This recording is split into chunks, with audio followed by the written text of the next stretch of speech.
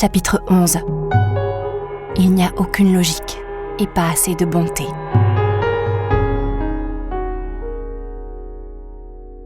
Mardi matin, Aomame rédigea une note à l'intention de Tamaru. L'homme se disant collecteur de la NHK était revenu. Il avait frappé à sa porte avec insistance, et d'une voix forte, il avait proféré à l'égard d'Aomame, ou de la prétendue Takai qui habitait dans cet appartement, des critiques et des menaces. Tout cela était excessif et anormal. Elle devait se montrer très vigilante.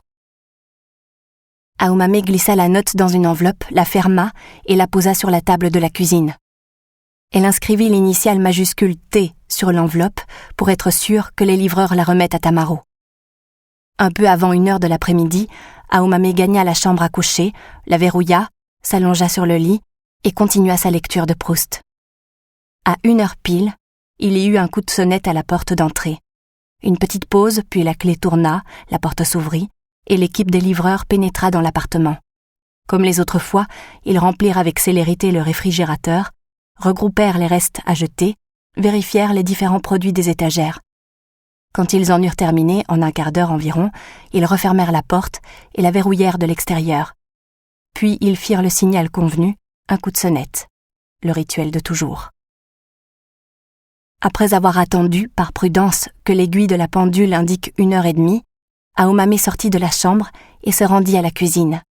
L'enveloppe destinée à Tamaru avait disparu, et sur la table était posé un sachet en papier portant le nom d'une pharmacie. Il y avait aussi un gros livre épais que Tamaru s'était procuré, Encyclopédie de la physiologie féminine. Dans le sachet, 3 sortes de tests de grossesse. Elle ouvrit les boîtes, lut chacune des notices explicatives et les compara. Dans l'ensemble, le contenu était identique. Vous pouvez effectuer le test en cas d'aménorrhée supérieure à 1 semaine après la date normale. La précision est de l'ordre de 95%. S'il se révèle positif, autrement dit, si le résultat montre que la femme est enceinte, il est conseillé de consulter un spécialiste dès que possible. Il ne faut pas sauter à une conclusion uniquement sur la foi de ce test. Le résultat signifie seulement qu'il existe une possibilité de grossesse. La manière de procéder était simple. Il fallait tremper une bandelette de papier dans de l'urine déposée dans un récipient propre. Ou bien plonger directement un bâtonnet dans l'urine et attendre quelques minutes. Si la couleur virait au bleu, le résultat était positif. La femme était enceinte. Si la couleur restait la même, le test était négatif. Ou encore, avec un autre dispositif, si 2 lignes verticales apparaissaient dans une petite section évidée, le test était positif. Une seule ligne, c'était négatif. Les détails étaient légèrement différents, mais le principe était identique. La présence d'hormones gonadotrophine chorionique, ou bêta-HCG, dans l'urine indiquait que la femme était enceinte ou pas. La bêta-HCG. Aomame grimaça. Elle avait vécu sa vie de femme depuis 30 ans sans jamais avoir entendu cette appellation. Et pendant tout ce temps, se dit-elle, mes glandes sexuelles étaient stimulées par ce truc invraisemblable. Aomame feuilleta l'encyclopédie de la physiologie féminine. L'hormone gonadotrophine chorionique est sécrétée au début de la grossesse, était-il écrit. Elle permet au corps jaune de se conserver. Le corps jaune sécrète de la progestérone et de l'estrogène qui assurent l'épaississement de la muqueuse utérine et stoppent le cycle menstruel. C'est ainsi que petit à petit se fabrique le placenta dans l'utérus. Une fois que le placenta s'est suffisamment développé, entre la 7e et la 9e semaine, le rôle du corps jaune se termine, de même que le rôle de l'hormone gonadotrophine chorionique. Autrement dit, cette hormone est sécrétée dès la nidation, et son taux augmente entre la 7e et la 9e semaine. Dans le cas d'Aomame, c'était une période un peu délicate à déterminer, mais cela pourrait à peu près correspondre. Si le résultat est positif, cela voudra dire que sa grossesse est avérée. Dans le cas contraire, elle ne pourra pas conclure aussi nettement à l'absence de grossesse, car il n'était pas impossible que la période de sécrétion de cette hormone ait été dépassée. Elle n'avait pas envie d'uriner. Elle sortit du réfrigérateur une bouteille d'eau minérale, en but 2 verres. Mais l'envie n'était toujours pas là. Après tout, elle n'était pas pressée. Elle mit de côté les tests de grossesse, s'installa sur le canapé et se concentra sur sa lecture de Proust. L'envie d'uriner se manifesta 3 heures plus tard, ce qu'elle fit dans un récipient adéquat. Puis elle imprégna la bandelette de papier. Elle la vit changer peu à peu de couleur pour finir en un bleu vif, une couleur élégante qui aurait bien convenu à une voiture. Le bleu d'une petite décapotable qui s'accorderait parfaitement avec une capote brune. Ce serait sûrement agréable de prendre place dans une voiture de ce genre, en sentant sur son visage le vent du début d'été, et de rouler sur une route qui longerait la côte. Mais, dans le cabinet de toilette d'une résidence urbaine, par un après-midi d'automne déjà bien avancé, ce que lui annonçait ce bleu, c'était qu'elle était enceinte. Ou du moins, il le lui suggérait avec une fiabilité de 95%. Aomame se planta devant le miroir et resta immobile, à scruter la bandelette de papier, longue et étroite, qui avait viré au bleu. Elle pourrait bien la contempler tant et plus, la couleur ne changerait plus. Pour plus de précaution, elle voulut faire une tentative avec un autre test. Il s'agissait cette fois d'appliquer directement quelques gouttes d'urine à l'extrémité du bâtonnet, selon la notice. Mais comme au bout d'un moment elle n'urinait toujours pas, elle mouilla le bâtonnet dans le récipient qui en contenait, de l'urine toute fraîche qu'elle venait de libérer. Après tout, c'était la même chose, le résultat serait identique. Dans la petite ouverture ronde, 2 lignes verticales apparurent distinctement, qui lui disaient « Tu es peut-être enceinte ». Elle jeta dans la cuvette le contenu du récipient, actionna la chasse d'eau. Elle enveloppa la bandelette dans un mouchoir en papier, le déposa dans la poubelle, lava le récipient dans la baignoire. Puis elle revint dans la cuisine et de nouveau but 2 verres d'eau.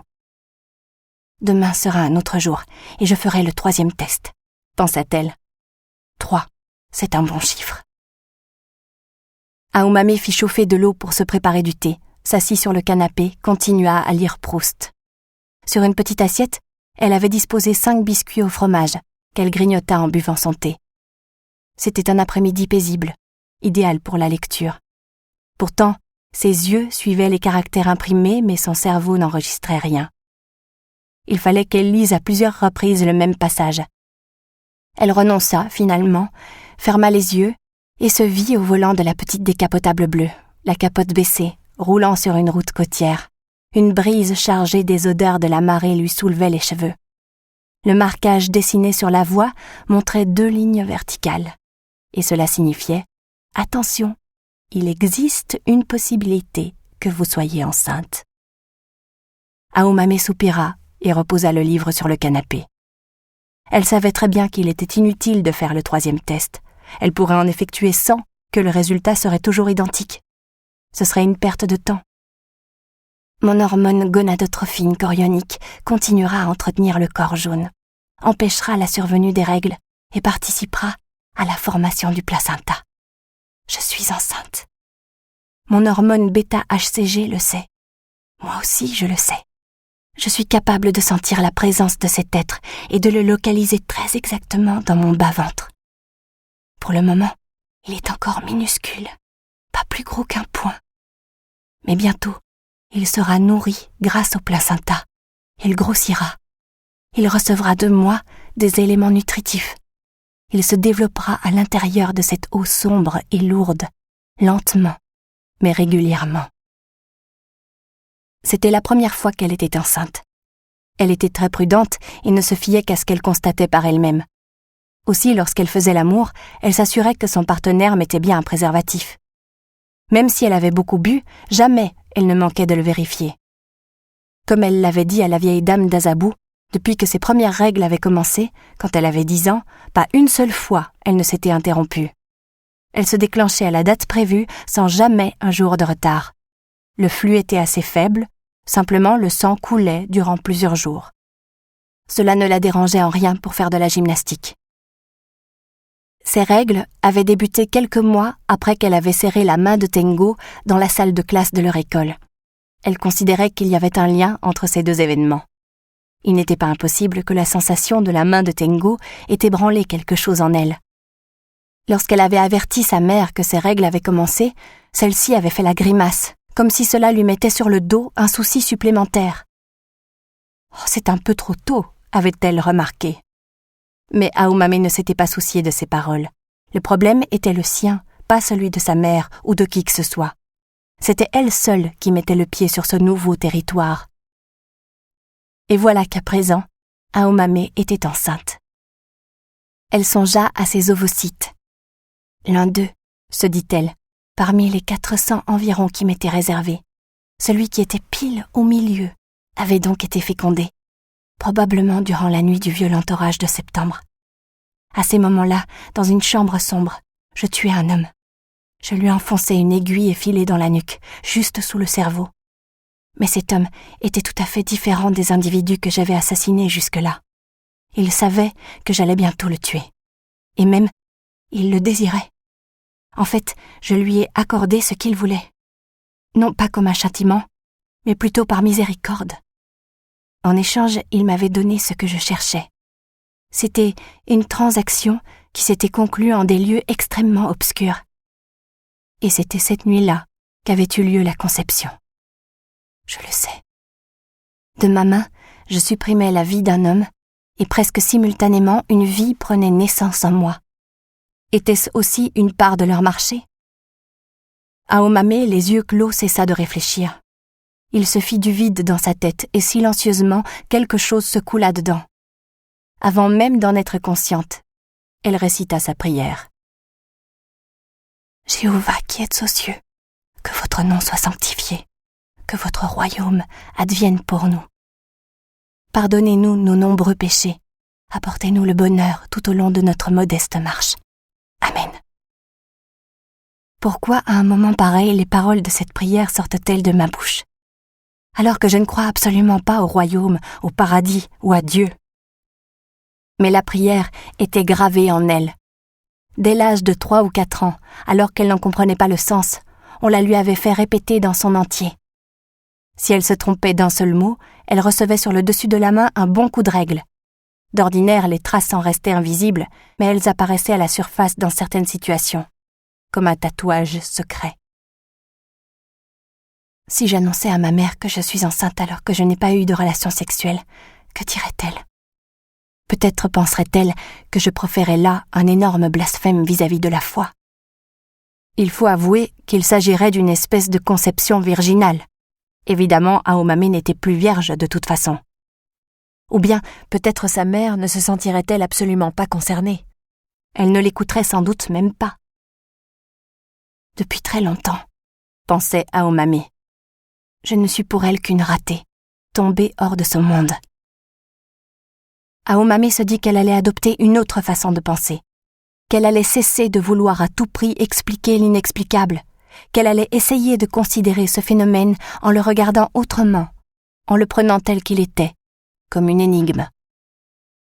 Est-ce que j'accepte bien ma grossesse? Est-ce que je m'en réjouis? Ou bien est-ce que je la considère comme quelque chose d'indésirable, dont je ne veux pas? Mais ces réflexions intenses ne débouchaient sur aucune conclusion. Pour le moment, j'en suis encore à l'étape de la stupéfaction, se dit-elle. Je suis dans la confusion, dans le désordre. Je suis déchirée, divisée, et il est normal que j'ai du mal à accepter cette nouvelle réalité. Pourtant, en même temps, elle devait reconnaître qu'elle considérait cette petite source de chaleur avec un sentiment positif. Elle devait voir ce que deviendrait cette petite chose qui grandissait en elle. Bien entendu, elle se sentait angoissée et terrorisée. Ça risquait de dépasser son imagination. Peut-être serait-ce un alien hostile qui de l'intérieur allait la dévorer voracement. Dans sa tête surgissaient toutes sortes d'hypothèses effrayantes. Pourtant, fondamentalement, une saine curiosité s'était emparée d'elle. Puis soudain, une pensée lui traversa l'esprit, comme une lueur qui perce soudain les ténèbres. Je porte peut-être l'enfant de Tengu. Aomame grimaça légèrement et se plongea dans de longues méditations. Pour quelle raison devrais-je concevoir un enfant de Tengu? Je vais tenter d'explorer l'hypothèse.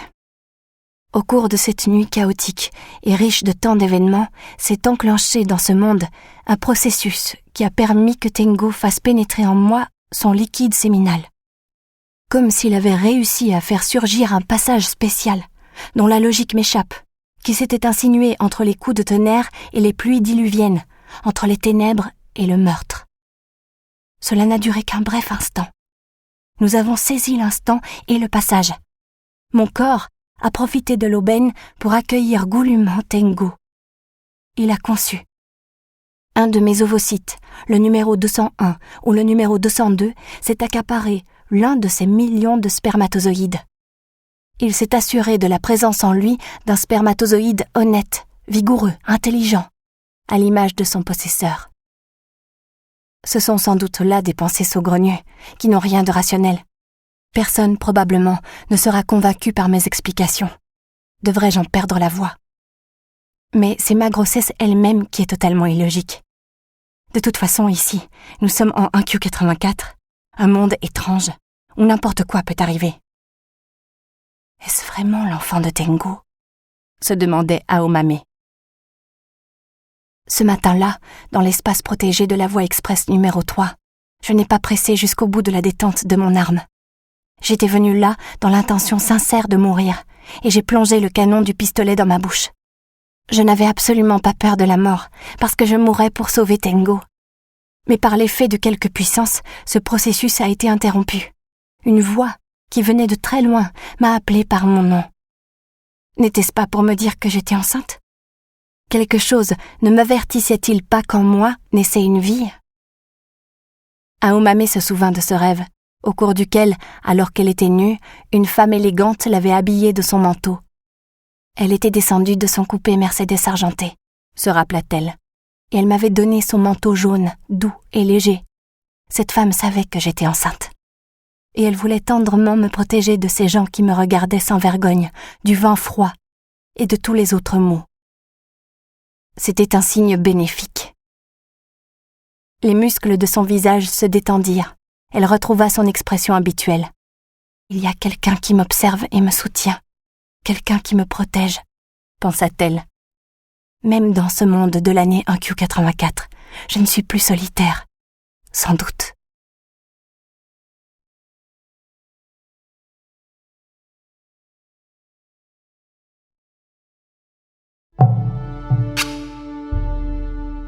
Elle s'approcha de la fenêtre avec son thé à présent refroidi.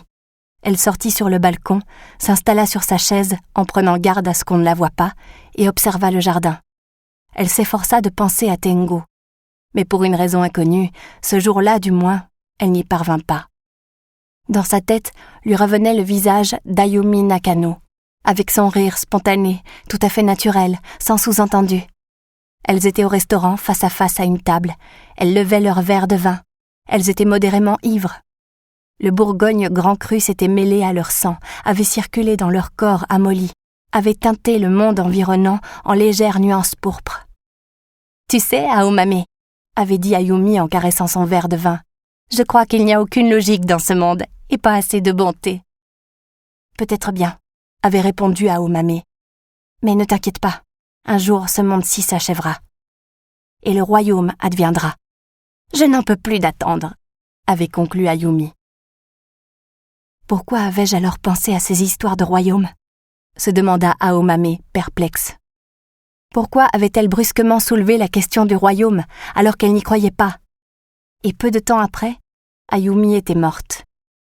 Il est vraisemblable que lorsque j'avais prononcé ces mots, j'imaginais un royaume bien différent de celui auquel croient les témoins. Probablement une sorte de royaume plus personnel. C'est peut-être pour cela que j'avais parlé avec autant de naturel. En fait, à quelle espèce de royaume est-ce que je crois? Quelle sorte de royaume pourrait advenir après la fin du monde?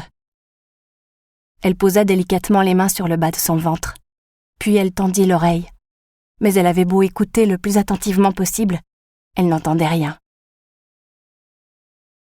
Ayumi Nakano avait été jetée hors de ce monde, dans un hôtel de Shibuya, ses poignets entravés par ses menottes dures et froides. Elle avait été étranglée par un cordon. À ce qu'en savait Aomame, le meurtrier n'avait toujours pas été retrouvé. Son corps avait été autopsié par un légiste. Il avait été recousu, transporté au crématorium, puis incinéré. Ayumi Nakano n'existait plus en ce monde comme un être humain. Plus rien de sa chair ou de son sang ne subsistait. La femme qui s'était appelée Ayumi Nakano n'existait plus que dans des documents et des souvenirs. Non, peut-être pas. Il n'était pas impossible qu'elle soit encore bien vivante dans le monde de l'année 1984. Peut-être continue-t-elle à glisser des contraventions sous les essuie-glaces des voitures mal garées, tout en maugréant parce qu'on ne lui a pas fourni d'armes. Peut-être fait-elle toujours la tournée des lycées de Tokyo pour expliquer aux jeunes filles comment bien utiliser les moyens de contraception. Mesdemoiselles, attention, jamais de pénétration sans préservatif. Aomame avait envie de voir Ayumi. Si elle grimpait sur l'escalier d'urgence de la voie express, si elle retournait dans le monde où se déroulait l'année 1984, peut-être la rencontrerait-elle? Là-bas, Ayumi serait toujours bien vivante. Et moi, je ne serais pas pourchassée par les sbires des précurseurs. Nous irions dans ce petit restaurant de Nogizaka. Nous lèverions nos verres de Bourgogne. Ou bien monter sur l'escalier d'urgence. Comme si elle rembobinait une cassette, Aomame remonta le cours de ses réflexions. Pourquoi cette idée ne lui était-elle pas venue plus tôt? J'ai voulu descendre par l'escalier d'urgence et je n'en ai pas trouvé l'entrée. Il aurait dû se trouver face au panneau publicitaire Esso, mais il avait disparu. Peut-être serait-il possible d'effectuer la manœuvre dans l'autre sens. Non pas descendre ces marches, mais les monter. Me glisser encore une fois dans le dépôt, au pied de la voie express, et à partir de là, remonter jusqu'à la voie numéro 3. Faire le chemin à rebours. C'est peut-être cela que je devrais faire. À ce point de ses réflexions, Aomame aurait voulu se précipiter à l'instant jusqu'à Sangenjaya et tester son hypothèse. Elle est peut-être juste ou peut-être pas, mais cela vaut le coup d'essayer. Je mettrai le même tailleur, chausserai les mêmes talons hauts et monterai ces marches couvertes de toiles d'araignée. Mais elle réfréna son impulsion. Non, ça ne va pas, je ne peux pas agir ainsi. Voyons, c'est parce que je suis venue en 1Q84 que j'ai pu revoir Tengo. Et puis, il est probable que je porte son enfant. Il faut que je revoie encore une fois Tengo dans ce nouveau monde. Je dois le rencontrer, être face à face avec lui. Je ne peux quitter ce monde avant. Le lendemain après-midi, elle reçut un coup de téléphone de Tamaru. « D'abord, cette histoire du collecteur de la NHK, » annonça-t-il. « J'ai fait des vérifications en appelant directement la NHK. Le collecteur responsable de ce secteur de Koenji a dit qu'il ne se souvenait pas du tout d'avoir frappé à la porte de l'appartement 303.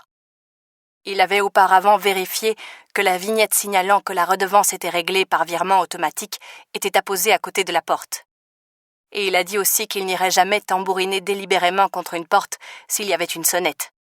Pourquoi aller se faire mal à la main? D'autre part, le jour où cet individu s'est présenté chez vous, lui faisait sa tournée dans un autre secteur. Je ne pense pas qu'il mentait. C'est déjà un vétéran, ça fait 15 ans qu'il fait ce métier. Il est connu comme quelqu'un de patient et de doux. Et donc, fit Aomame. Et donc, il y a de plus en plus de chances pour que l'individu qui est venu chez vous ne soit pas un collecteur de la NHK. Il s'est probablement fait passer pour tel, ce qui préoccupe l'employé que j'ai eu au téléphone. Il n'adore pas les imposteurs. Ce responsable a dit qu'il aimerait me rencontrer et évoquer directement les détails de l'affaire. Bien entendu, j'ai refusé. J'ai prétendu que le mal n'était pas bien grand. Cet homme est-il un malade mental? Ou bien est-ce quelqu'un qui est sur mes traces? Je ne crois pas que quelqu'un qui serait sur votre piste agirait de la sorte. Cela ne servirait à rien, au contraire. Cela vous mettrait sur vos gardes. Mais si c'est un fou, pourquoi aurait-il choisi cette porte exprès? Il y en a tellement d'autres. Je fais toujours attention à ce qu'on ne voit pas de lumière de l'extérieur. Je ne fais pas de bruit. Les rideaux sont tirés en permanence. Il n'y a pas de linge qui sèche sur le balcon. Et pourtant, cet homme a frappé délibérément contre ma porte. Il savait que je me cachais. Ou il a prétendu qu'il le savait. Et il a tout tenté pour se faire ouvrir. Vous pensez qu'il reviendra? Je n'en sais rien. Mais s'il tient sérieusement à ce que je lui ouvre, est-ce qu'il ne reviendra pas jusqu'à ce que, en effet, je le fasse? Et cela vous perturbe? Non, pas exactement, répondit Aomame. Simplement, cela ne me plaît pas. Bien sûr, moi non plus, cela ne me plaît pas. Mais alors pas du tout. Si ce faux collecteur revient, cependant, nous ne pouvons pas appeler la NHK ou la police. En admettant que vous me contactiez et que j'accours aussi vite que possible, il aura eu le temps de disparaître avant. Je crois que je peux me débrouiller seule, déclara Aomame. Quelles que soient ses provocations, je ne lui ouvrirai pas. Il utilisera sûrement toutes sortes de ruses. Sûrement, fit Aomame. Tamaru eut une petite toux avant de changer de sujet. Vous avez bien reçu les tests? Ils sont positifs. répondit laconiquement Aomame. Autrement dit, vous aviez raison. Exactement. J'ai effectué 2 tests différents. Le résultat est le même. Tamaru resta muet. Un mutisme semblable à une lithographie sur laquelle aucun caractère n'avait été imprimé. « Il n'y a aucun doute ?» demanda Tamaru. Je le savais depuis le début. Les tests étaient une simple confirmation. Tamaru caressa un moment la lithographie muette avec la pulpe du doigt. « Je dois vous poser une question franche, » dit-il. « Avez-vous l'intention de poursuivre votre grossesse, ou bien songez-vous à prendre des mesures ?»« Non, pas de mesures. » »« C'est-à-dire que vous irez jusqu'à l'accouchement. » »« Si tout se déroule normalement, la naissance devrait avoir lieu l'année prochaine, entre fin juin et début juillet. » Tamaru se livra à de rapides calculs mentaux.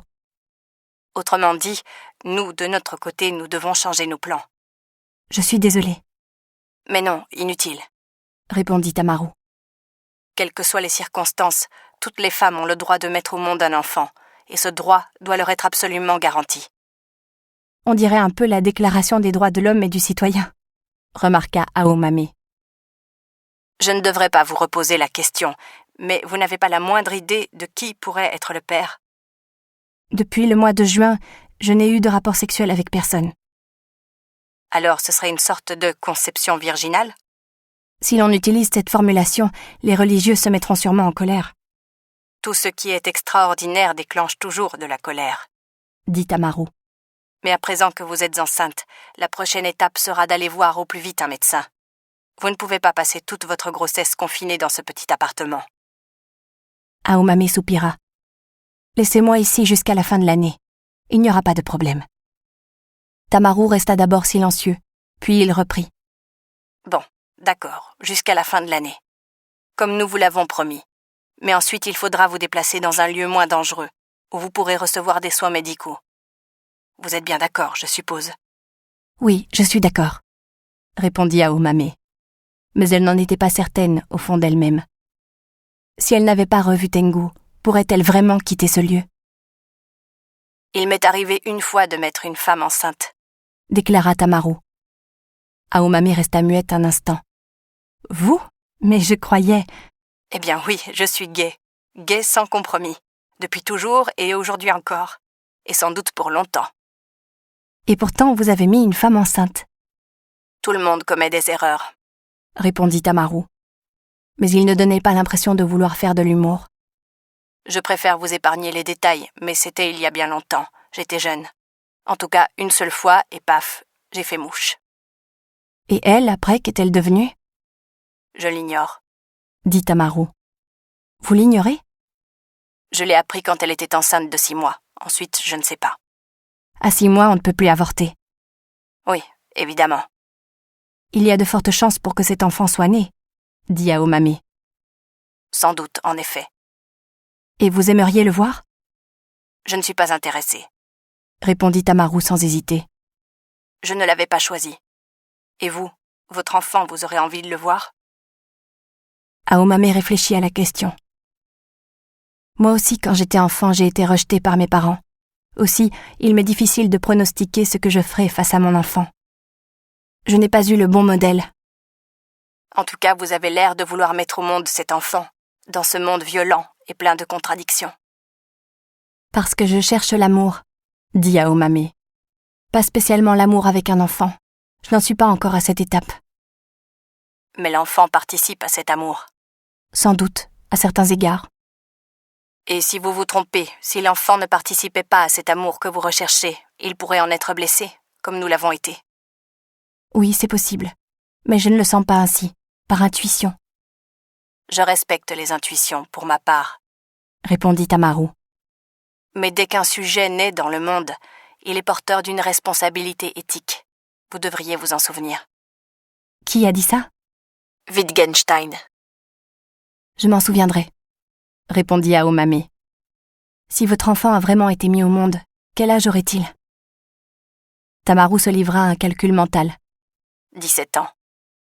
17 ans. Aomame imagina un jeune homme ou une jeune femme de 17 ans porteur de sa responsabilité éthique. « Je vais en parler à madame, » fit Tamaru. Elle voulait s'en entretenir directement avec vous. Mais comme je vous l'ai dit bien des fois, pour des raisons de sécurité, cela ne me dit rien. Même si j'ai pris toutes les mesures techniques possibles, le téléphone reste un moyen de communication dangereux. Je le sais. Mais elle porte un grand intérêt à savoir comment va se dérouler l'affaire, et elle s'inquiète pour vous. Je comprends bien. Je lui en suis reconnaissante. Je crois que le mieux est de lui faire confiance et de suivre ses conseils. C'est quelqu'un qui est très sage. Oui, bien sûr, répondit Aomame. Mais je dois aussi aiguiser mon esprit et me protéger par moi-même. La vieille dame d'Azabu possède assurément une grande sagesse. Elle a aussi un grand pouvoir. Pourtant, il y a des faits qu'elle ignore. Je suppose qu'elle ignore par quel principe se meut l'année 1Q84. Et j'imagine qu'elle n'a pas vu que dans le ciel brillaient 2 lunes. Après ce coup de téléphone, Aomame s'allongea sur le canapé et dormit environ une demi-heure. Un sommeil bref et profond. Elle rêva, mais c'était un rêve qui était comme un espace vide. Dans cet espace, elle pensait. Sur un cahier complètement blanc, elle écrivait à l'encre invisible. Lorsqu'elle s'éveilla, il lui restait une image vague mais étrangement claire. Je vais donner naissance à cet enfant. Ce petit être viendra au monde sans problème. Comme l'a dit Tamaru, il sera forcément porteur d'éthique.